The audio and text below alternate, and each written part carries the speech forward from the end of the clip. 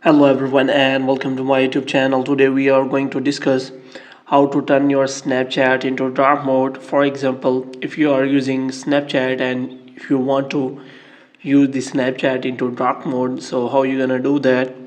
So without wasting any time, let's start the video. First of all, what you have to do, you have to simply open the Snapchat. So if you are an iOS user, what you have to do, you have to simply go to Bitmoji profile. After that you have to go to settings, and here you have to scroll it down, and here you can find the option of app appearance simply here, and you can simply find the option of always dark.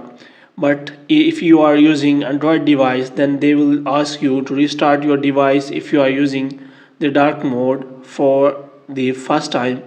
So what you have to do, you have to simply click on restart now, and after that if you click on again, here you can see that the chat mode, dark mode is enabled in the your Android device. If you are using iOS device, you can simply do the same by selecting dark always light or always light, and after that your always dark or always light mode will be activated on your device.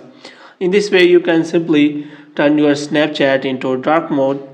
Hope you have liked this video. If you get more videos like these, you can subscribe our channel.